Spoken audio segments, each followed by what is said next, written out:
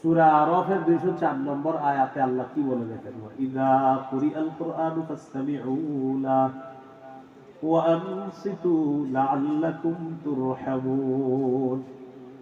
আল্লাহ তাআলা বলেন, যখন কোরআন পড়া হয় তখন তোমাদের প্রতি নির্দেশনা হলো দুইটা, হুকুম দুইটা। এক নাম্বার কান পেতে শুনবা, দুই নাম্বার চুপ থাকবা। লাআল্লাকুম তুরহামুন, আল্লাহ বলেন এতে লাভ হলো তোমাদের প্রতি দয়া করা হবে। তাহলে কোরআন পড়বে যে ছেলেটা, তার কোরআন তেলাওয়াত মন দিয়ে শুনতে হবে। আর তেলাওয়াত যাকে দিবেন ওরে দাঁড়ায় দিবেন না, ওকে এখানে বসায় দিবেন। তেলাওয়াত যখন করবে, কেন ওর মর্যাদা আল্লাহ দিয়েছেন, তো আমরা কেন ওরে মর্যাদা দিব?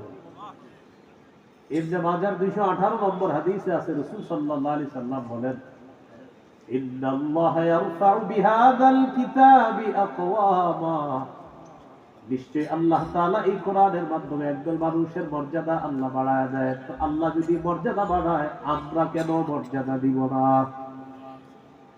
তেলাওয়াত যে করবে এখানে বসে, যদি কোনো মুরব্বী আলোচক থাকে তাকে পাশে চেয়ার দিবেন, বসে থাকবে উনি। আমার মতো কম বয়সী হলে নিচেই বসে থাকবে, সমস্যা নেই। ছেলেটা এখানে বসে তেলাওয়াত করবে, আর তার তেলাওয়াত আয়োজক, আলোচক, মাইকম্যান, শ্রোতা, কর্তৃপক্ষ সবাই শুনতে থাকবে তার কোরআন তেলাওয়াত। কোরআন তেলাওয়াত কতটা গুরুত্ব সহকারে শুনতে হবে একটা হাদিস বলি, বলার পরে আপনারা বুঝবেন। রাসূলুল্লাহ সাল্লাল্লাহু আলাইহি সাল্লাম তার স্ত্রী আয়েশা সিদ্দিকা রাদিয়াল্লাহু তাআলা আনহা তাকে নিয়ে রওনা করলেন। রাতের বেলা হাঁটতে বের হয়েছে। মাঝে মাঝে স্ত্রী কিনে রাতে হাঁটবেন, বেলা টেলা যায় না, এটা রাস্তাঘাটে হাঁটে। নবীজি তার স্ত্রী কিনে হাঁটতে বের হয়েছে। হঠাৎ দেখে এক জায়গায় তার সাহাবী আবু মুসা আশআরী রাদিয়াল্লাহু তাআলা দাঁড়িয়ে দাঁড়িয়ে নামাজে কোরআন পড়তেছে। নবীজি চুপচাপ পিছনে দাঁড়িয়ে গেলেন, তার স্ত্রীও দাঁড়িয়ে গেলেন। এই হাদিসটি বলার উদ্দেশ্য আপনারা কল্পনায় আনবেন, আল্লাহর পরে যিনি শ্রেষ্ঠ, যিনি শ্রেষ্ঠ নবী, শ্রেষ্ঠ রাসূল, শ্রেষ্ঠ মানুষ, শ্রেষ্ঠ মাখলুক, যার সুপারিশে সর্বপ্রথম বিচার ব্যবস্থা আল্লাহ শুরু করবেন, যিনি সবার আগে জান্নাতে যাবেন, সর্ববৃহৎ দলটা যিনি জান্নাতে নিয়ে যাবেন, যার উম্মত শ্রেষ্ঠ উম্মত, যাকে শ্রেষ্ঠ গ্রন্থ কোরআন দেওয়া হয়েছে, যাকে শ্রেষ্ঠ ধর্ম ইসলাম দেওয়া হয়েছে, তিনি একজন সাহাবীর পিছনে দাঁড়িয়ে চুপচাপ তেলাওয়াত শুনতেছে। চুপে চুপে কোরআন তেলাওয়াত শুনে আবার চুপে চুপে চলে গেছে। পরের দিন আবু মুসা রাদিয়াল্লাহু তাআলা নবীজির কাছে গেছে। যাওয়ার পর রাসূলুল্লাহ সাল্লাল্লাহু আলাইহি সাল্লাম বললেন, আবু মুসা, রাতে অমুক জায়গায় দাঁড়িয়ে কোরআন তেলাওয়াত করতেছিলা, তাই না? জি হুজুর, আপনি কিভাবে জানলেন? আমি আর আয়েশা হাঁটতে বের হয়েছিলাম, তোমার তেলাওয়াত দেখে আমরা দুইজন চুপচাপ তোমার পিছনে দাঁড়িয়ে দাঁড়িয়ে তোমার সম্পূর্ণ তেলাওয়াত শুনে আবার চুপচাপ চলে আসছি। সাহাবী বললেন, লাউ আলিমতু বিমাকানিকা লাহাব্বারতু লাকা তাহবীরা। ইয়া রাসূলুল্লাহ, আমি যদি জানতাম আমার পিছনে আপনি দাঁড়িয়ে আছেন, তাহলে আমি আরো সুন্দর করে কোরআন তেলাওয়াত করতাম। আমি যদি জানতাম আমার পিছনে আপনি, আমি আরো সুন্দর করে কোরআন তেলাওয়াত করতাম। আল্লাহ আমাদেরকে কোরআন পড়া, কোরআন শ্রবণ করা, উভয়টা আমল যেন করতে পারি, আল্লাহ তৌফিক দান করুন।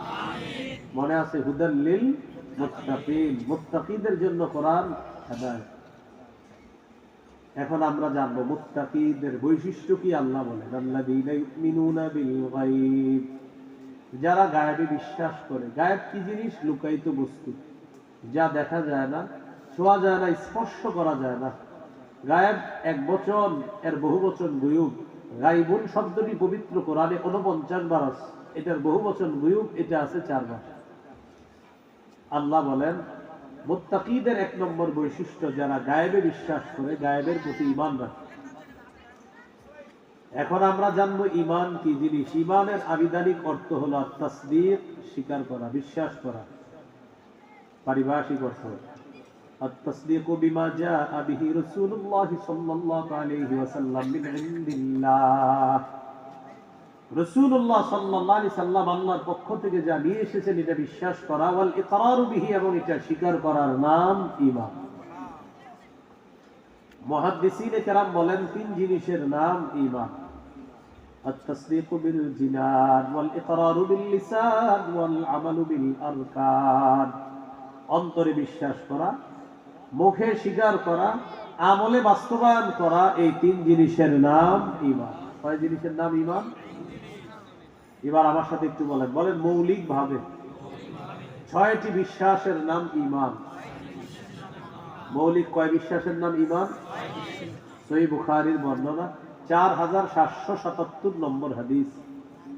জিবরিল আমিন রাসূলুল্লাহ সাল্লাল্লাহু আলাইহি সাল্লামের কাছে এসে জিজ্ঞাসা করলেন, মাল ঈমানু ইয়া রাসূলুল্লাহ, ইয়া রাসূলুল্লাহ ঈমান কি জিনিস আপনার কাছে জানতে চাই। আল্লাহ নবী জবাব দিলেন, আনতুমিনা বিল্লাহ, আল্লাহকে বিশ্বাস করা, ওয়া মালাইকাতি, আল্লাহর ফেরেশতাদেরকে বিশ্বাস করা, 3 নাম্বার কুতুবিহি, আল্লাহর যত কিতাব আছে এগুলা বিশ্বাস করা, 4 নাম্বার রুসুলিহি, আল্লাহর রাসূলদেরকে বিশ্বাস করা, 5 নাম্বার লিকাইহি, আল্লাহর সাথে সাক্ষাৎ, এটা বিশ্বাস করা, 6 নাম্বার তুমিনা বিল বাতিল আখির, পুনরুত্থান বিশ্বাস করা। এই 6টি জিনিসের নাম হলো ঈমান।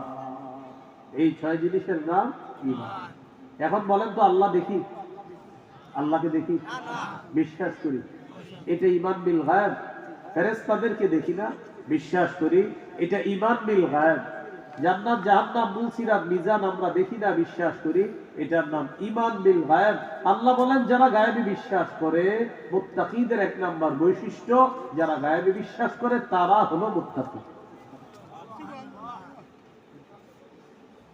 এরপরে আল্লাহ বলেন, ওয়া ইউকিমুনাস সালাহ, যারা নামাজ কায়েম করে। কি করে? নামাজ। সূরা বাকারার 43 নম্বর আয়াতে আল্লাহ বলেন, ওয়া আকিমুস সালাহ, তোমরা নামাজ কায়েম করো। সূরা হুদের 114 নম্বর আয়াতে আল্লাহ বলেন, আকিমিস সালাতা তারাফাইন নাহার ওয়া যুলাফাম মিনাল লাইল, দিনের 2 প্রান্তে নামাজ পড়ো আর রাতের কিছু অংশে নামাজ পড়ো। আল্লাহ তাআলা বললেন, দিনের 2 প্রান্তে নামাজ কায়েম করো আর রাতের কিছু অংশে নামাজ কায়েম করো। সূরা বাকারার 43 নম্বর আয়াত, নামাজ কায়েম করো।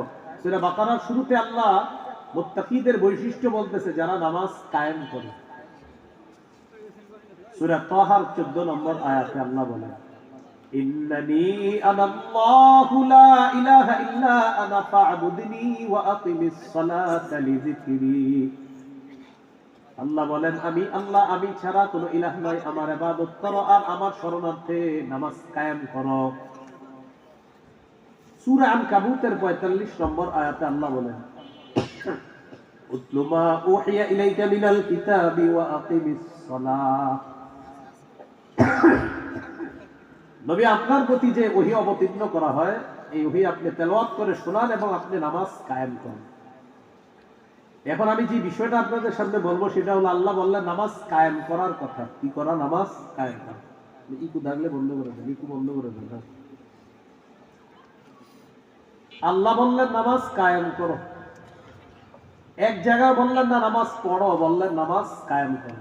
এখন এই নামাজ কায়েম দ্বারা কি উদ্দেশ্য? আজকে সবচেয়ে গুরুত্বপূর্ণ আলোচনা। নামাজ কায়েম করা দ্বারা মৌলিক 5টা উদ্দেশ্য। বলি, নামাজ কায়েম দ্বারা কয় উদ্দেশ্য? 5।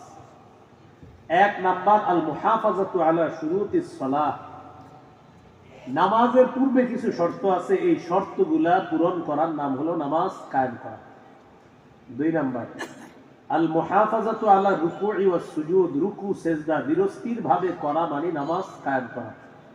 3 নাম্বার, আল মুহাফাজাতু আলাল খুশুই ওয়াল খুজু, খুশু খুজুর সাথে নামাজ পড়া মানে নামাজ কায়েম করা।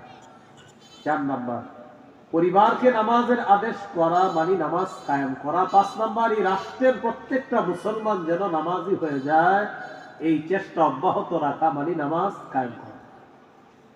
গুরুত্বপূর্ণ আলোচনা, মন দিয়ে শুনেন, যদি পারেন একটু একটু স্মরণ রাখবেন। 1 নাম্বার, নামাজের পূর্ববর্তী শর্তগুলা গুরুত্ব দেওয়া, এটার মানে নামাজ কায়েম করা। নামাজের পূর্বে শর্ত কি? শরীর পাক, কাপড় পাক, নামাজের জায়গা পাক, সতর ঢাকা, কেবলামুখী হওয়া, অক্তবত নামাজ পড়া, নামাজের নিয়ত করা। এগুলা মক্তবের, এই মাদ্রাসার মক্তবের বাচ্চা ওরাও পারে। শরীর পাক করা দ্বারা উদ্দেশ্য হলো ওযু না থাকলে ওযু করা, গোসল ফরজ হলে গোসল করা। সূরা মাইদার 6 নম্বর আয়াতে আল্লাহ বলেন, ইয়া আইয়ুহাল্লাযীনা আমানু ইযা কুমতুম ইলাস সালাতি ফাগসিলু ওয়ুজুহাকুম ওয়া আইদিয়াকুম ইলাল মারাফিক ওয়ামসাহু বিরুউসিকুম ওয়া আরজুলাকুম ইলাল কা'বাইন। আল্লাহ তাআলা বলেন, যখন নামাজের ইচ্ছা করো তখন মুখমণ্ডল ধৌত করো, দুই হাত ধৌত করো, মাথা মাসেহ করো, দুই পা ধৌত করো। ওযুর 4 ফরজ চলে আসে। যখন নামাজের ইচ্ছা করো মুখ ধৌ, হাত ধৌত করো, মাথা মাসেহ করো, দুই পা ধৌত করো। ওযুর 4 ফরজ সূরা মাইদার 6 নম্বর আয়াতে চলে আসে।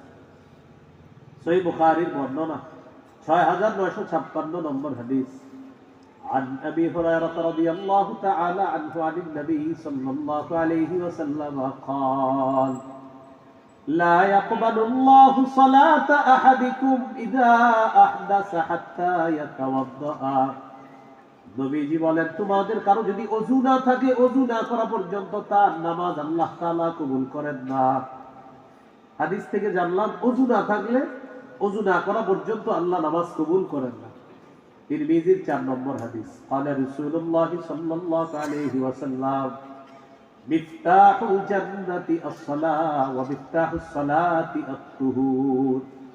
নবীজি বলেন, জান্নাতের চাবি হলো নামাজ, আর নামাজের চাবি হলো পবিত্রতা। জান্নাতের চাবি হলো নামাজ, নামাজের চাবি হলো পবিত্রতা। গোসল ফরজ হলে গোসল করা দলিল, ওয়া ইন কুনতুম জুনুবান ফাত্তাহহারু, যদি তোমরা জুনুবি হও, গোসল ফরজ হয়, তাহলে তোমরা গোসল করবা। এ হলো শরীর পাক করা। নামাজের পূর্বে আরেকটা শর্ত কাপড় পাক। আপনি নামাজে যখন যাবেন কাপড়টা চেক করবেন অপবিত্র নাপাকি আছে কিনা। এই চেক করা মানেও নামাজ কায়েম করা। সূরা মুদ্দাসসিরের 4 নম্বর আয়াতে আল্লাহ বলেন, ওয়া সিয়াবাকা ফাতাহহির। নবী, আপনি আপনার কাপড়গুলোও পবিত্র করেন, আপনার কাপড় সমূহ আপনি পবিত্র করেন। সহিহ বুখারী 227 নম্বর হাদিস।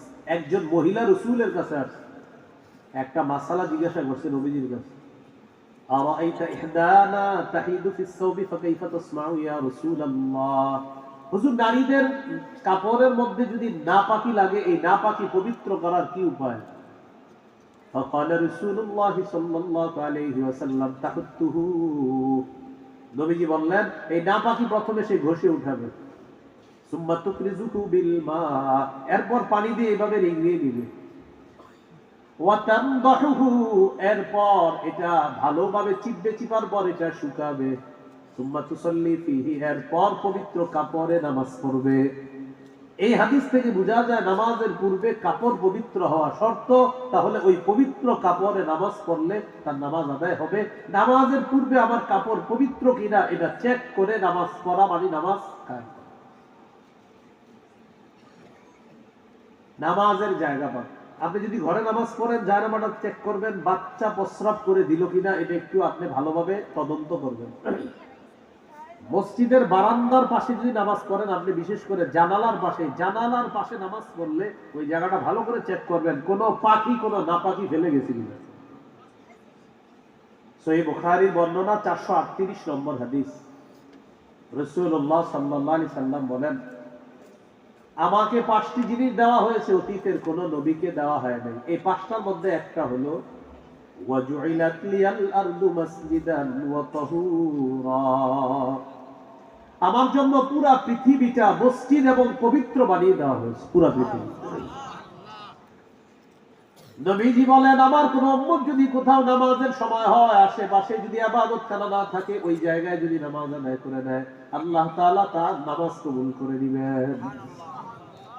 এখন আপনি নামাজের জায়গা পবিত্র আছে, আল্লাহ প্রদত্ত পবিত্র আছে উম্মতের জন্য, আপনি চেক করবেন মাখলুক এটাকে অপবিত্র বানায়, খালেকের পক্ষ থেকে জায়গাটা পবিত্র আছে, আর মাখলুক যেন এটাকে অপবিত্র বানায় ফেললো কিনা এটা চেক করা।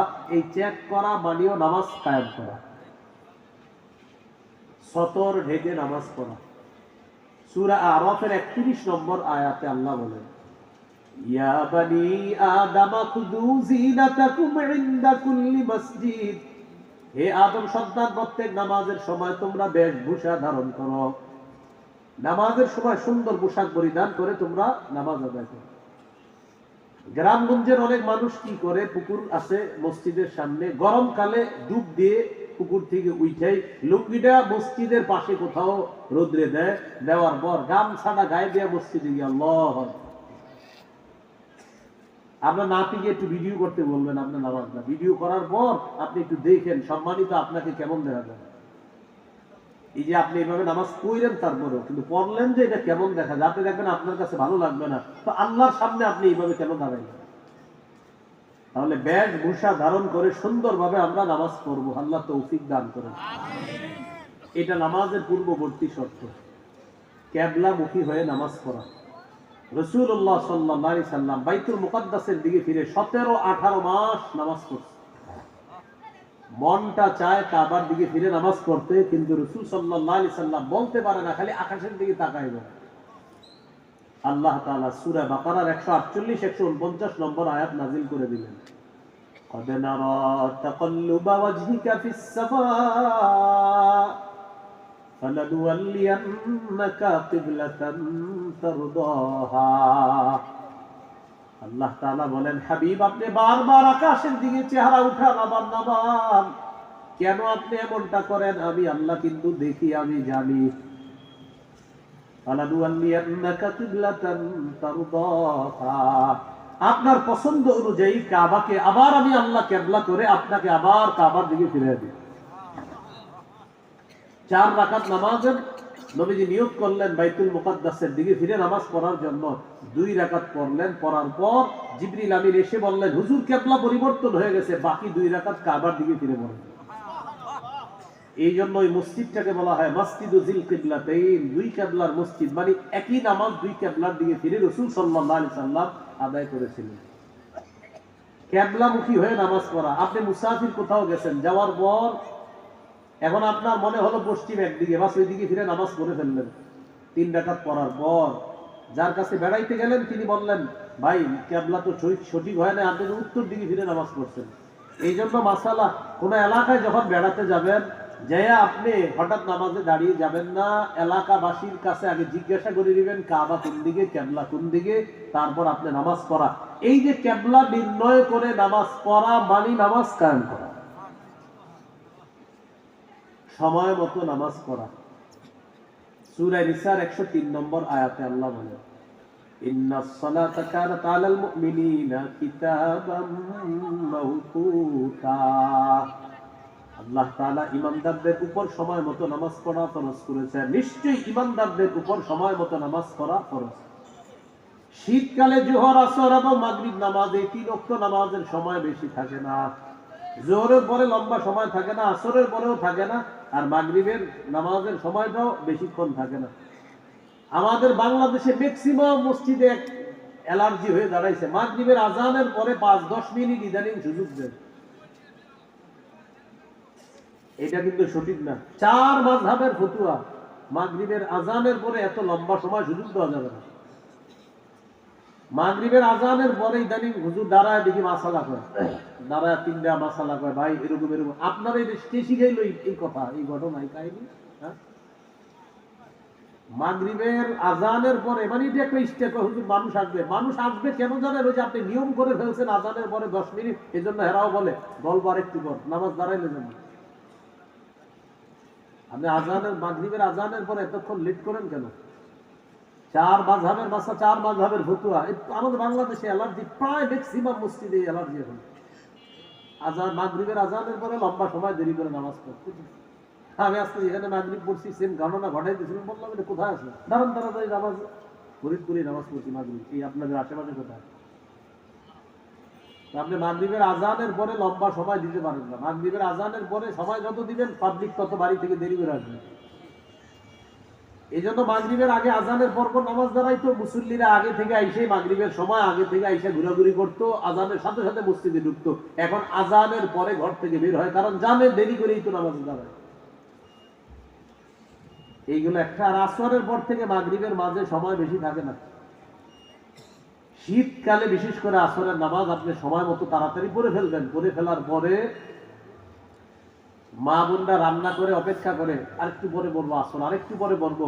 ইতিমধ্যে মেয়েটাকে রান্নার কাজে বসায়া দিয়া তিনি যে আসর পড়তে সূর্য হলুদ হয়ে যায়, রাসূলুল্লাহ সাল্লাল্লাহু আলাইহি সাল্লাম বলেন, তিলকা সালাতুল মুনাফিকিনা, তিলকা সালাতুল মুনাফিকিনা, তিলকা সালাতুল মুনাফিকিন। এইভাবে যারা সূর্য হলুদ করে অলসতা বশত আসরের নামাজ দেরি করে পড়ে, এটা মুনাফিকের নামাজ, এটা মুনাফিকের নামাজ, এটা মুনাফিকের নামাজ। নাকারা আরবা, চারটা ঠোকর মারে আর নামাজ পড়ে, নবীজি বললেন এটা মুনাফিকের নামাজ। যুব সমাজের মাহফিল যদি হয়, তারা ভাইরাল আলোচক যদি আসে তাদের মাহফিলে, তাকে রিসিভ করার জন্য 30-40 জন যায়। যাওয়ার পর আলোচক সাহেব যদি মাগরিবের সময় আসে ঘটনা চক্রে, তারা মসজিদে জামাত হওয়া সত্ত্বেও অনেক ক্ষেত্রে, এটা আপনাদের এলাকায় ঘটে না, পৃথিবীতে ঘটে, মাগরিবের সময় মসজিদে নামাজ পড়তে ঢুকে না। কেন?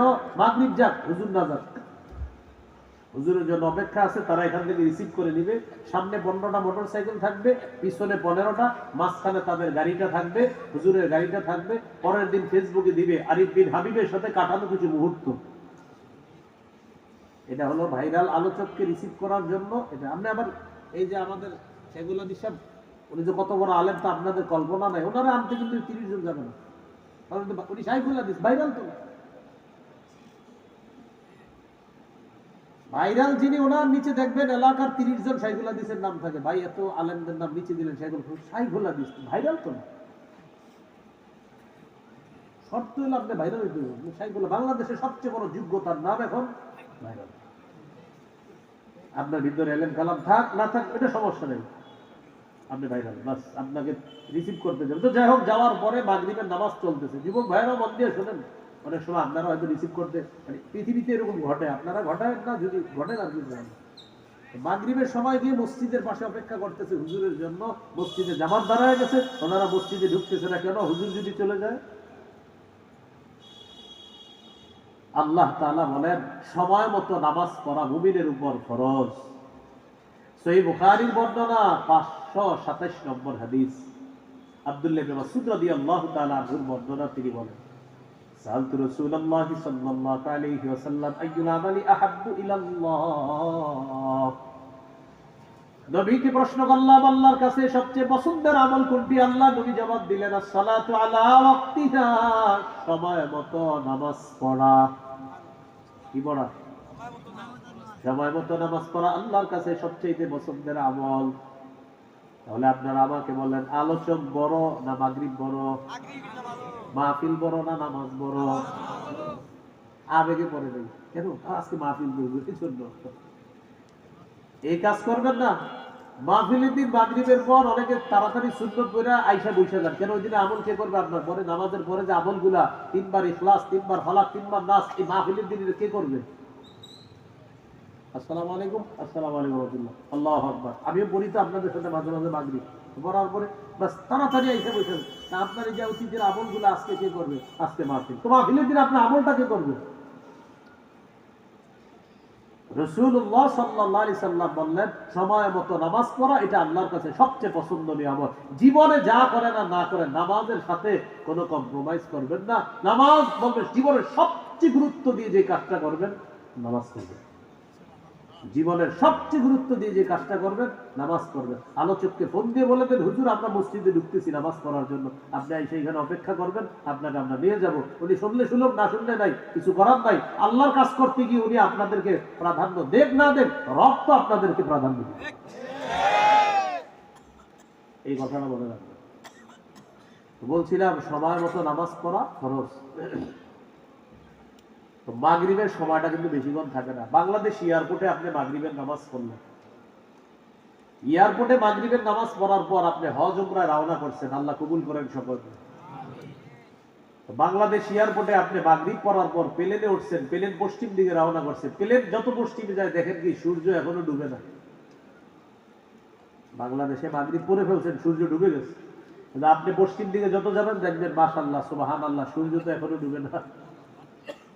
এখন আপনি পেরেশানিতে পড়ে গেছেন। আর যদি ঘটনা চক্রে প্লেনে কোনো হুজুর থাকে, পুরা যাত্রী যারা আছে সবাই মাথা গরম করে লাগে, হুজুর কি হয়েছে?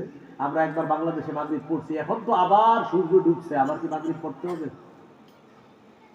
তাহলে ঘটনাটা আবার বুঝেন। বাংলাদেশে মাগরিব পড়ছেন, পরে প্লেনে উঠছেন, ওঠার পর কিছুক্ষণ পশ্চিম দিকে প্লেন গেছে, যাওয়ার পর দেখেন যে আবার সূর্য এখনো ডুবে নাই, একটু পরে সূর্য ডুবছে, মাগরিবের সময় হয়েছে, তো এখন কি করবেন? আল্লাহ না বলছে সময় মতো নামাজ পড়া ফরজ।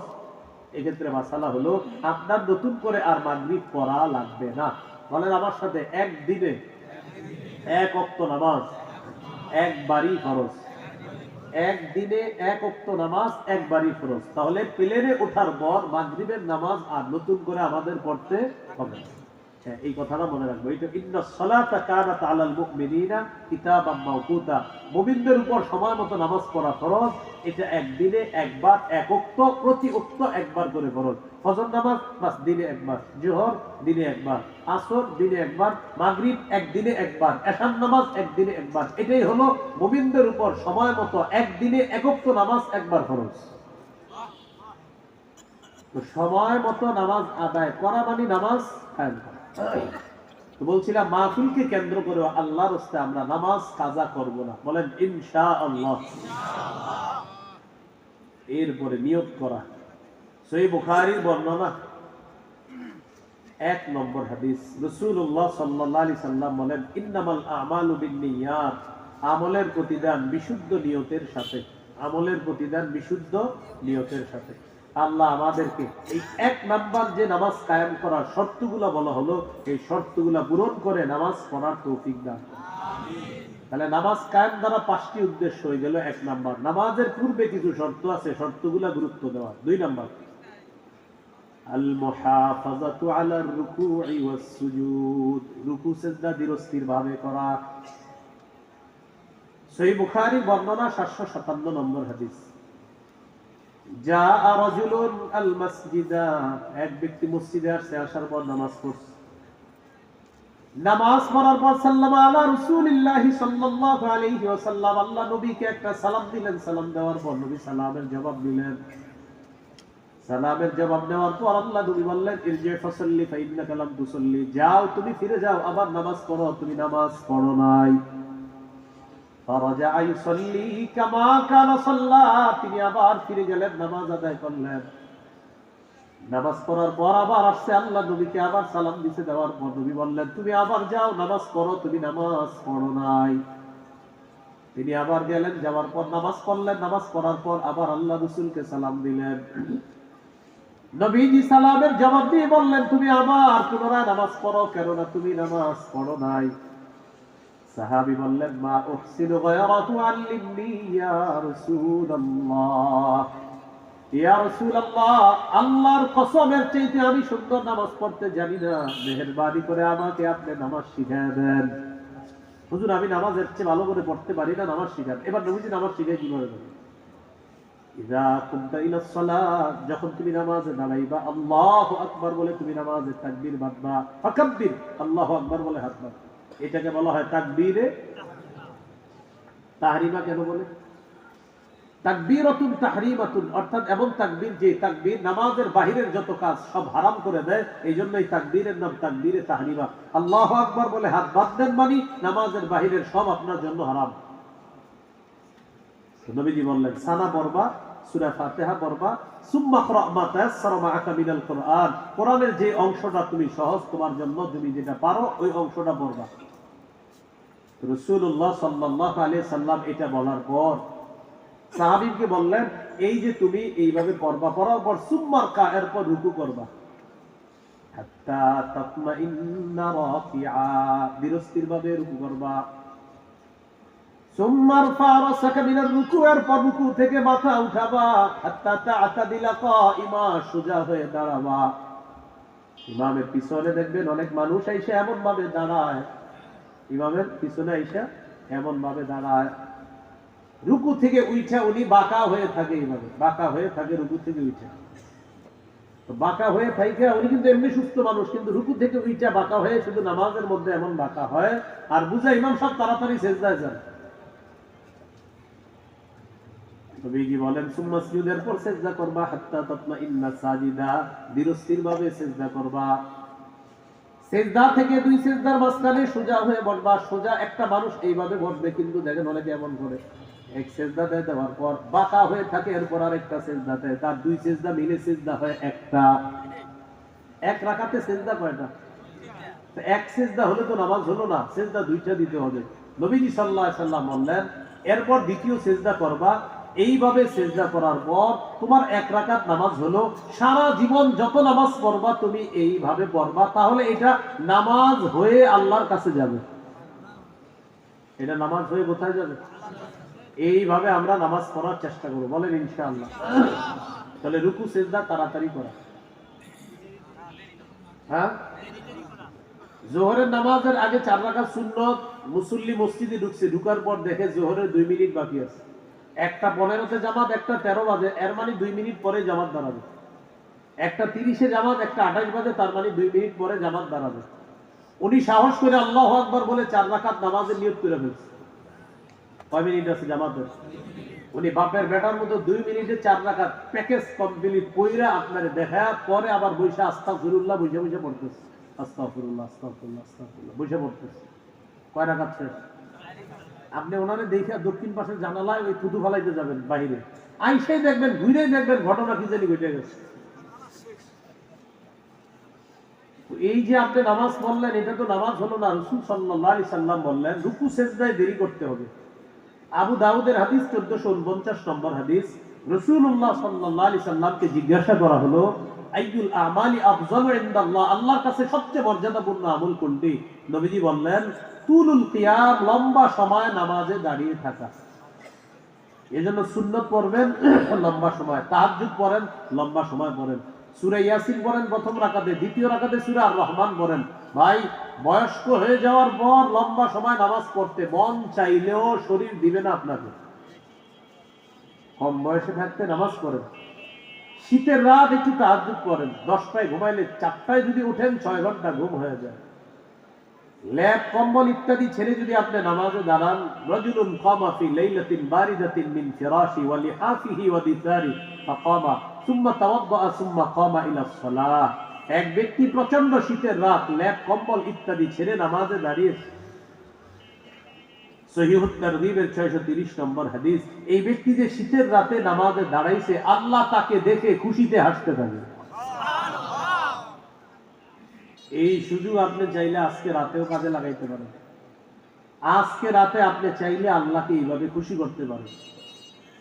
এক ব্যক্তির সুন্দরী স্ত্রী আছে, নরম বিছানা আছে। মাজমাউজ জাওয়ায়েদ হাদিসের কিতাব 2 নম্বর খণ্ড 258 নম্বর পৃষ্ঠা। ওয়াল্লাযী লাহু ইমরাআতুন হাসানাতুন ওয়া ফিরাশুন লাইয়িন, কোন ব্যক্তির সুন্দরী স্ত্রী আছে আর নরম বিছানা আছে। রাত 3টা-4টায় উঠছে, উঠার পর তাকায় দেখি স্ত্রী ঘুমায়, আশেপাশের মানুষগুলা ঘুমায়। ওই ব্যক্তি ওযু করছে, ওযু করার পর নামাজের মধ্যে দাঁড়িয়ে গেছে। নবীজি বলেন ইউহিব্বু ওয়া ইস্তাবশিরু ওয়া ইয়াদহাকু, এই ব্যক্তিকে আল্লাহ ভালোবাসেন, তার প্রতি আল্লাহ খুশি হয়ে যায়, তাকে দেখে আল্লাহ খুশিতে হাসতে থাকেন। আল্লাহ হাসেন যে তার স্ত্রী ঘুমায়, আশেপাশের মানুষগুলা ঘুমায়, আর এই ব্যক্তি আমার দরবারে নামাজে দাঁড়িয়ে গেছে। আল্লাহ খুশি হয়, আল্লাহ হাসতে থাকেন, আল্লাহ তার প্রতি সন্তুষ্ট হয়ে যায়। তাহলে এখান থেকে কি শিখলাম? রাতের বেলা নামাজ পড়েন, একটু লম্বা সময় নামাজে দাঁড়িয়ে থাকেন। আর রুকু সেজদায় দেরি করবেন কেন? সহিহুল জামে হাদিসের কিতাব 1671 নম্বর হাদিস। এই হাদিসে রাসূলুল্লাহ সাল্লাল্লাহু আলাইহি সাল্লাম বলেন ইন্নাল আবদা ইযা কামা ইলাস সালাহ, কোন ব্যক্তি যখন নামাজে দাঁড়ায়, উতিয়া বিযুনুবিহি কুল্লিহা ফাউদিআত আলা আতিকাইহি, তার সবগুলা গুনাহ একত্রিত করে তার 2 কাঁধের মধ্যে রেখে দেওয়া হয়। কুল্লামা রাকা আও সাজাদা তাসাকাতাত আন, যখনই সে রুকু করে, যখনই সে সেজদা করে, তার এই গুনাহের স্তূপ থেকে প্রতিটা সেজদা আর প্রতিটা রুকুর সময় গুনাহগুলা ঝরে পড়া শুরু হয়। এখন আপনি আমার সাথে একটু বলেন রুকু সেজদা করব ততক্ষণ, গুনাহ ঝরাতে চাই যতক্ষণ। এখন আপনি রুকু সেজদা যতক্ষণ করবেন আপনার গুনাহ ঝরবে ততক্ষণ। আমরা রুকু সেজদা এত তাড়াতাড়ি করি, গুনাহ বলে কি রে আমি কখন করব? তুমি যেই পরিমাণ দ্রুত রুকুতে যাও আর সেজদায় ওঠো, দেখেন আল্লাহ মাঝে মাঝে দেখবেন আল্লাহু আকবার অনেক আইছে, এরপর রুকুতে যায় আল্লাহু আকবার সুবহানাল্লাহ সুবহানাল্লাহ, মানে সুব সুব সুব 3 বার বলে ওঠে। এখন দেখেন সুবহানা রাব্বিয়াল আযীম, সুবহানা রাব্বিয়াল আযীম, সুবহানা রাব্বিয়াল আযীম, এই পুরা বাক্যে সিনটা হলো একবার। সিন অক্ষরটা কয়বার? একবার। কোন ব্যক্তি যখন রুকুতে গিয়ে বলে মানে উনি সুবহানা রাব্বিয়াল আযীম তিনবার করে ফেলছে। এখন আপনি বলেন রুকু সেজদায় গুনাহ ঝরে, তো গুনাহ ঝরার সময় দিতে হবে, তো গুনাহ টেনশনে পড়ে যায়, গুনাহ যে আমি কখন পড়বো। তুমি যেমনি রুকু সেজদা করো সময় তো দিতে হবে না, পড়ার সময় থাকে ওই গুনাহটা পড়বে যে সময় দিতে হবে না। আপনি গেলেন আল্লাহু আকবার আল্লাহু আকবার আল্লাহু আকবার আল্লাহু আকবার, তো সময়টা কই? আল্লাহ আমাদেরকে এইভাবে সুন্দরভাবে ধীরস্থির ভাবে রুকু সেজদা করে নামাজ আদায় করার তৌফিক দান করুন। তাহলে রুকু সেজদা দাঁড়াবো ইনশাআল্লাহ, ধীরস্থির ভাবে নামাজ পড়বো তো ইনশাআল্লাহ। আমি আবার বলছি, জীবনে সবচেয়ে গুরুত্ব দিয়ে যে কাজটা করবেন সেটা হলো নামাজ, সেটা হলো নামাজ। ইবনে মাজার হাদিস 278 নম্বর হাদিস, নবীজি বলেন ইস্তাকিমু, তোমরা দ্বীনের উপর অটল থাকো। ও আমার উম্মত, ওয়ালামু আন্না মিন আফজালি আমালিকুম আস-সালাত, তোমাদের জীবনের শ্রেষ্ঠ আমল হলো নামাজ। বলেন আমার সাথে, মাথা ছাড়া শরীর যেমন, নামাজ ছাড়া দিন তেমন। নবীজি বলছেন মাথা ছাড়া শরীর যেমন, নামাজ ছাড়া দিন তেমন। قال رسول الله صلى الله عليه وسلم لا إيمان لمن لا أمانة له ولا صلاة لمن لا طهور له ولا دين لمن لا صلاة له। নবীজি বলেন যার আমানতদারিতা নাই তার ঈমান নাই, যার পবিত্রতা নাই তার নামাজ নাই, যার নামাজ নাই তার দিন নাই। ইন্নামা মাওদিউস সালাতি মিনার রাসি কামাওদিউল ইন্নামা মাওদিউস সালাতি মিনাদ দ্বীন কামাওদিউল রাসি মিনাল জাসাদ। নবী বলেন শরীরের মধ্যে মাথার অবস্থান যেমন, দ্বীনের মধ্যে নামাজের অবস্থান তেমন। শরীরের মধ্যে মাথার অবস্থান যেমন, দ্বীনের মধ্যে নামাজের অবস্থান তেমন। কেউ যদি বলে আমি নামাজ পড়ি, কি পড়ি? কেউ যদি আপনাকে বলে আর কি আমি নামাজ পড়ি, মাঝে মাঝে নামাজ না পড়লে আমার দিন খাটি আছে, আমার ঈমান খাটি আছে, মানে নামাজ পড়ে না বলে ঈমান ঠিক আছে, তারে বলবেন তোমার তো মাথাই নেই। সে বলবে আমার মাথা তো আছে, আপনি বলবেন নাই। আরে ভাই মাথা তো আছে, আরে ভাই নাই। তখন আপনি বলবেন তুমি যেমন মাথা না থাকাটা সহ্য করতে পারতেছো না, তার মানে মাথা সহ তোমার শরীর, নবী বলছে তোমার দিন নামাজ সহ তোমার দিন হবে। তুমি যে বলো নামাজ না পড়লেও তোমার ঈমান আছে, দিন আছে, তোমার কথা সঠিক হয় নাই। তোমার শরীর এটা যেমন মাথা লাগবে, তোমার দিনের জন্য নামাজ লাগবে। নামাজ নাই তো তোমার দিন নাই। আর তুমি বলবা যে আমি মারিফতের জগতে নামাজ পড়ি, তোমাদেরকে দেখায়া পড়ি না, হ্যাঁ হ্যাঁ করে মাথাটা নাড়ায়। দেখবেন নামাজের দাওয়াত দিবেন মাথা নাড়ায়, বুঝবা না। আপনি বলবেন মসজিদে নামাজ পড়েন না কেন? কয় সবাই দেখবে। বাসায় পড়েননি? কয় স্বামী স্ত্রী তারা দেখে ফেলবে, মা বাবা দেখবে জন্য পড়ি না। পড়েন কখন? ওইটাই বুঝবা না। খজিরের বিদ্যা কি মুসা বুঝছে? মুসা বুঝছে এটি শিখাই দেয় ঠান্ডা থেকে। খিজিরের বিদ্যা কি মুসানবী বুঝছে? আসলে বুঝে নাই মুসানবী, কথা সত্য। সহিহ বুখারী 122 নম্বর হাদিসে এরকম একটা ঘটনা আছেও। কেমনে জানি এগুলা শিখায়? হ্যাঁ শিখায়। তো মুসানবীর বিদ্যাটা আসলে খজিরের বিদ্যা মুসানবী বুঝতে পারে নাই। তো খজির বলছিলেন মুসা আপনার যে এলেম আল্লাহ দিছে এটা আমার জানা নাই, আর আমার এলেমটা আল্লাহ দিছে এটা আপনার জানা নাই, কিন্তু আপনি শরীয়তের আলোকে আমার বিদ্যা আপনি ভুল ধরবেন, কিন্তু আসলে এটা আল্লাহর কাছে ভুল না, এটা আপনি বুঝবেন না। তখন ওই ব্যক্তি দলিল দেয় তোমার শরীয়তের আলোকে তুমি দেখো আমি নামাজ পড়ি না, এটাই তো বুঝলাম না। আপনিও মাথা নাড়ায় বলবেন হ্যাঁ বুঝছি। সে যদি কয় কি বলবেন তুমি বন্ধ। তোমার এই জাতীয় মাথা নাড়ানো যে শিখাইছে সেও বন্ধ, তার অনুসারী যদি কোটি কোটি হয় ওই কোটি কোটি অনুসারী সহ সে বন্ধ। উনি মাথা নাড়ায় আর বলে বুঝবা না। খজিরের বিদ্যা কি মুসা বুঝছে? মানে উনি বুঝায় ওনাদের মারিফতি বিদ্যা আমরা শরীয়ত দিয়ে বুঝবো না। তাহলে বলেন নামাজ ছাড়া দিন, নামাজ ছাড়া দিন না নামাজ সহ দিন? মাথা ছাড়া শরীর না মাথা সহ শরীর? বলে মাথা সহ শরীর যেমন, নামাজ সহ দিন তেমন। মাথা ছাড়া শরীর যেমন, নামাজ ছাড়া দিন তেমন। এটা নবীজি বলে দিলেন। এই জন্য নামাজের সবচেয়ে বেশি গুরুত্ব দেওয়া। তো যাই হোক নামাজ কায়েম করা। 2 নাম্বার রুকু সেজদাগুলো গুরুত্ব সহকারে করা, মানে নামাজ কায়েম করা।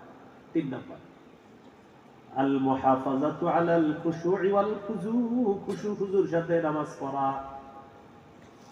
এটা একটু শিখি। বলেন খুশু এর সম্পর্ক কলবের সাথে, খুজু এর সম্পর্ক অঙ্গের সাথে। খুজু দেখা যায়, খুশু দেখা যায় না। আমরা অনেক সময় অনেক নামাজ পড়তে দিই আর বলি মাশাআল্লাহ লোকটা কি সুন্দর খুশু খুজুর সাথে নামাজ পড়ে। না, খুজুর সাথে পরে বলেন, খুশু তো আপনি দেখেন না, খুশু তো কলমের জিনিস, খুশু দেখে আল্লাহ। এখন দেখেন আল্লাহু আকবার, আমি নামাজ পড়লাম, আমার হাত নামাজ করে, আমার পা নামাজ করে, আমার কান নামাজ করে, আমার চোখ নামাজ করে, আমার কান নামাজ করে, আমার নাক নামাজ করে, আমার কপাল নামাজ করে, আমার শরীরের প্রত্যেকটা অঙ্গ প্রত্যঙ্গ আল্লাহর ইবাদত করে, এটা খুজু হলো। পাশাপাশি যদি আমার কলব আল্লাহর ইবাদত করে, এটার নাম হবে খুশু।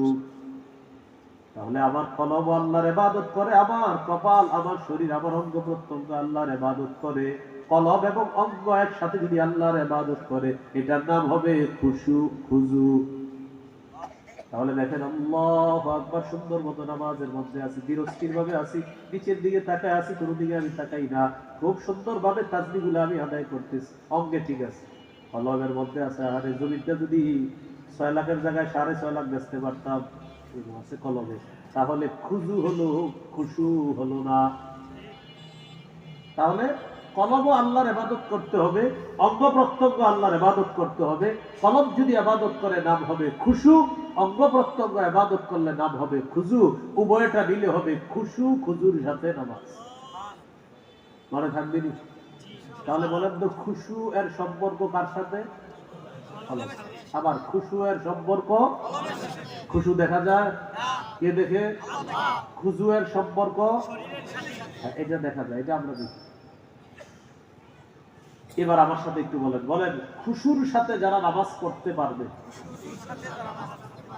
এই জাতীয় মুমিনদের জন্য আল্লাহ তাআলা নামাজ সহজ করে দেয়। অর্থাৎ যাদের কলব ইবাদত করে, অঙ্গ ইবাদত করে, পাশাপাশি কলব, তাদের জন্য নামাজ সহজ। তাহলে দেখেন যে ব্যক্তি বলে নামাজ না পড়লো ঈমান ঠিক আছে, ঈমান কলবে থাকে, আপনি বলবেন না তোমার কলবে ঈমান থাকলে নামাজ তোমার জন্য সহজ হতো। সূরা বাকারা 45 নম্বর আয়াতে আল্লাহ বলেন وَإِنَّهَا لَكَبِيرَةٌ إِلَّا عَلَى الْخَاشِعِينَ। নামাজ কঠিন, তবে যারা খুশু খুজুর সাথে নামাজ পড়ে, যাদের কলব আল্লাহর ইবাদত করে, যাদের অঙ্গ আল্লাহর ইবাদত করে, তাদের জন্য নামাজ একদম সহজ।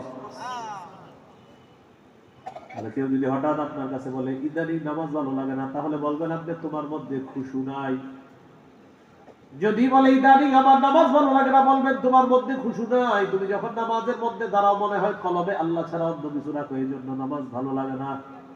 আর যদি আপনাকে ঝাড়ি মারে হইস মিয়া আমি নামাজ কলব দিয়ে পড়ি, অঙ্গ প্রত্যঙ্গের পাশাপাশি কলবটাও আল্লাহর দিকে রাখি, তখন বলবেন সূরা বাকারার 45 নম্বর আয়াতে দেখো, যারা অঙ্গের পাশাপাশি কলব আল্লাহ মুখী রাখে, তাদের জন্য আল্লাহ নামাজ সহজ করে দেয়। তো তোমার জন্য নামাজ কঠিন কেন? নিশ্চিত তুমি কলমে ঝামেলা আছে। আমার কলম দিয়ে আমার এটা বুঝেন না শুধু কলমের নামাজ আর বাকি দিলাম না, ওই যে কলমের নামাজ মানে তো ওই যে মাথা নাড়ায়, বুঝবা না, এইটা না। আমার অঙ্গ প্রত্যঙ্গ আল্লাহর ইবাদত করবে, কলব আল্লাহর ইবাদত করবে, কলমেরটা খুশু, অঙ্গেরটার নাম খুজু। তো খুজুও লাগবে, খুশুও লাগবে, এই দুইটা যার মধ্যে থাকবে, অন্যদের কাছে নামাজ কঠিন হলেও ওই ব্যক্তির জন্য প্রচন্ড শীতের রাতেও ফজর সহজ। তাহলে খুশু খুজুর সাথে নামাজ পড়া মানে নামাজ কায়েম করা। 4 নাম্বার, পরিবারকে নামাজের হুকুম করা।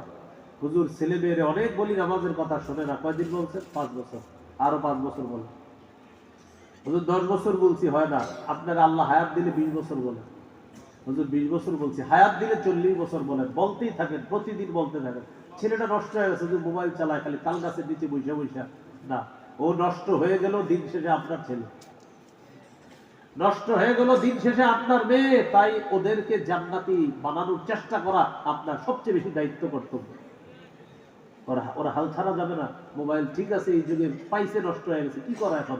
এই ছেলেটাকে, এই মেয়েটাকে আপনি যেভাবে পারেন নামাজি বানাইতে হবে, তাকে যেভাবে পারেন আপনি নামাজি বানানোর চেষ্টা করতে হবে। আগে ফজরের নামাজের আগে আমাদের দেশ গ্রামের একটা ঐতিহ্য ছিল, পরিবারের সবচেয়ে মুরব্বী যিনি থাকতেন তিনি ওইটা ফজরের আগে দারাজ কণ্ঠে একটা আওয়াজ দিতেন, এই সবাই উঠছে ফজরের নামাজের সময়, এই সবাই নামাজ পড়ছো। এই আওয়াজগুলা ইদানিং আর নাই, আস্তে আস্তে হারিয়ে যাচ্ছে। আমার আব্বা 6 বছর আগে 2018 সালে ডিসেম্বরে দুনিয়া থেকে বিদায় নিতে আল্লাহ জান্নাতবাসী করে। আব্বার আওয়াজ ছিল দারাজ কণ্ঠ, অনেক দারাজ কণ্ঠে, ফজরের আগে সবাই উঠছে এটা বইলে আব্বা মসজিদে যেত। ফজরের আজানের আগে আব্বা মসজিদে যেত, আজানের আগে, নামাজের না, আজানের আগে আব্বা যেত। তো আজানের আগে উঠে আব্বা বলতেন সবাই উঠছে, মানে আজীবের ডাক, মনে করে শ্রদ্ধা, ভালোবাসা, গাম্ভীর্যপূর্ণ ডাক, এটা দেখে ভালো। এরপরে শুরু হইতো আম্মার ডাক। মাদ্রাসা থেকে মনে করেন হুজুরা জানে 7 দিনের লেগে যাইতাম, কত নিয়ত করতাম, আহারে ইচ্ছা মতো খামু আর ঘুমাবো, কারণ এই ডাইল পানি আর কত খামু, এই নিয়ত করে বাড়িতে যাইতাম যে 7 দিন ইচ্ছা মতো খেলবো দেলবো আর ঘুমাবো। ফজরের সময় মনে করেন আইসা প্রথমে দাদি, আগে কলেজ ভার্সিটিতে যে ছেলে মেয়েগুলা পড়তো ওরাও ভয় থাকতো ফজরের সময়, স্কুল কলেজে ফজরের সময় ভয় থাকতো, ভাই তাড়াতাড়ি এক ভাই আরেক ভাইরে খুঁজাইতো, দাদি লাঠি নিয়ে আসতেছে, দাদা আসতেছে, এই একটা টেনশন সবার মধ্যে। কেন? ওই যে ওই যন্ত্রটা আগে ছিল না কারো কাছে, তাড়াতাড়ি রাতে ঘুমায় যেত, গল্প টল্প করতে করতে সবাই একজন আরেকজনের গল্প শোনাইতো, ঘুমায় যেত আস্তে আস্তে। ফজরের সময় অপেক্ষায় থাকতো, দাদা লাঠি আনবে, দাদি লাঠি আনবে, আব্বা লাঠি নিয়ে আসবে। আর এটাই রাসূল হাদিসে বলেছিলেন, মুসনাদ আহমদের 22,075 নম্বর হাদিস, মুআয ইবনে জামালকে বলেছেন, মুআয তোমার কয়েকটা উপদেশ দিই, এর মধ্যে একটা উপদেশ, লা তারফা আনতুম আসাকা আদাবা, পরিবারের উপর থেকে শাসনের লাঠি কখনো উঠাবা না। গতকালকের আগের দিন আমি কুমিল্লা আমাদের গ্রামের এলাকায় মাহফিল ছিল, মাহফিল করে বাড়িতে ঘুমাইছি। ফজরের সময় দেখেন আপনারা, আমাদের তো মাশাআল্লাহ জানে কত বড় হুজুর, ফজরের সময় আম্মা এসে যায়, উঠছস ফজরের, এই কালকের ঘটনা, আম্মাজি উঠ, আমার আবার ঘুম একটু ভারী, এমনি ঘুমাই না, ঘুমাইলে আবার উঠানো মুশকিল। তো আম্মা উঠছি, একটু বড় আবার এসে, উঠছস? জি আম্মা উঠছি, মানে জি আম্মা উঠছি বলে আবার ঘুমাই, তো আবার এসে, উঠছস? জি আম্মা যাইতেছে। তৃতীয়বার ডাকের পরে যেটা বলে, আমাদের ভাই বোনকে জিজ্ঞাসা করতে পারে, এগুলো মাদ্রাসায় যে কেন পড়ালেখা করাইছি, এইটা বল, উইঠা মনে করো দৌড় মসজিদে। এই কথা আর কে সহ্য করে? পারিবারিক এই শাসনগুলা এখন আর নাই, এখন এই পারিবারিক ঐতিহ্যগুলো হারিয়ে যাচ্ছে। আগে ছেলে মেয়েরা কত ভয় পাইতো মা বাবার, হ্যাঁ, মুফতি মুহাদ্দিস ব্যারিস্টার হয়ে গেছে, বাপ মার সামনে পুরা চুপ, বিড়াল, কারণ বাবা, কারণ মা, তুমি মুফতি মুহাদ্দিস তো কি হয়েছে, তোমার বাপের সামনে তুমি কিছু না। এখন এই শ্রদ্ধাবোধ গুলা, ওই যান্ত্রিক যন্ত্রণাটা এই শ্রদ্ধাবোধ শেষ করে কথাগুলো আমি সত্য। ফজরের সময় ওই ঢাকার পারিবারিক ঐতিহ্যটা, আপনারা এখানে অনেক বাবা আছেন, এই ঐতিহ্যটা আবার ফিরে আসে। এইখানে অনেক অভিভাবক আছেন, আপনারা ফজরের সময়ের এই ঐতিহ্যটা ফিরিয়ে আনেন, যে ফজরের আগে ঘরের অভিভাবক আপনি সবার আগে উঠবেন, ওইটাই একটা আওয়াজ হবে আপনার কণ্ঠে, কোথায় সবাই উঠছো, এই আওয়াজটা যেন আপনার সবাই শুনতে পায়, এরকম একজন অভিভাবক হওয়ার চেষ্টা করবে। তাহলে 4 নাম্বার, পরিবারকে নামাজের হুকুম করা মানে নামাজ কায়েম করা। আপনার ছেলে, আপনার মেয়ে, আপনার নাতি নাতনি তারা নামাজ পড়লো কিনা প্রতিদিন খোঁজ খবর রাখা মানে নামাজ কায়েম করা। আপনি নামাজ পড়ছেন? জি পড়ছি। আপনার বন্ধুকে ক্যারাম বোর্ড খেলা থেকে বলছেন নামাজ পড়ার জন্য? না, বলি নাই। ও, তাহলে নামাজ পড়ছেন, কায়েম করেন। ভাই আপনি নামাজ পড়ছেন? পড়ছি। ছেলেরা বলছেন নামাজের কথা, আর বললেন না, ভালো লাগে না আর বলছেন না, আপনি নামাজ পড়ছেন, কায়েম করেন। এই জন্য আল্লাহ সব জায়গায় বলছে নামাজ কায়েম করো, নামাজ কায়েম করো, নামাজ কায়েম করো, মানে তুমি বড় পরিবারকে বড়াও। এগুলো 4 নাম্বার। সূরা তাহা 132 নম্বর আয়াতে আল্লাহ বলে, ওয়ামুর আহলাকা বিস-সালাহ, পরিবারকে নামাজের হুকুম করো। 5 নাম্বার, সর্বশেষ কথা, এই রাষ্ট্রের প্রত্যেকটা মুসলমান নামাজি হয়ে যায় যেন এই চেষ্টা করতে পারতাম। আপনি মসজিদে আসছেন, ইমাম সাহেব আপনাকে বললো, আব্দুর রহমান ভাই আপনার বন্ধু একটা আছে না, দিলে আপনার সাথে দেখি কোথায় সে, হুজুর ক্যারাম বোর্ড খেলাইতেছে, বলছেন নামাজের কথা? না, বলি বলছি। আপনি নামাজ পড়েছেন, কায়েম করেন নাই। আপনার বন্ধু কোথায়? হুজুর টেলিভিশন দেখতেছে, বলছেন নামাজে আসার জন্য? হুজুর না, বলি নাই। আপনি নামাজ পড়েছেন, কায়েম করেন। তাহলে ভাই আমরা নামাজ পড়বো নাকি কায়েম করবো? হ্যাঁ, কায়েম করবো, মানে নিজেও পড়বো, পরিবারের লোকদেরকে পড়াবো, রাষ্ট্রের প্রতিটা মুসলমান যেন নামাজি হয়ে যায় এই চেষ্টা করতে হবে। আর রাষ্ট্রের মুসলমানদেরকে নামাজি বানানোর 1 নাম্বার দায়িত্ব রাষ্ট্রপ্রধান। রাষ্ট্রপ্রধান, এই জন্য রাষ্ট্রপ্রধান আদর্শ সভ্য একজন রাষ্ট্রপ্রধান যেন আল্লাহ আমাদেরকে দান করে, আমরা দোয়া করবো। সূরা হজের 41 নম্বর আয়াতে আল্লাহ বলেন, আল্লাযীনা ইম্মাক্কান্নাহুম ফিল আরদ আকামুস সালাহ ওয়া আতাউয যাকাত ওয়া আমারু বিল মা'রুফ ওয়া নাহাউ আনিল মুনকার।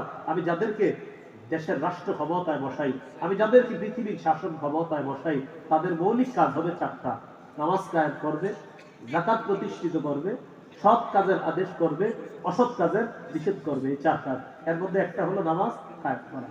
ভাই, আমরা সবাই নামাজ পড়ছি, কিন্তু একদিন আপনি আপনার পার্শ্ববর্তী ভাইটাকে বলেন নাই নামাজের কথা, আপনি নামাজ পড়েছেন, কায়েম করেন নাই।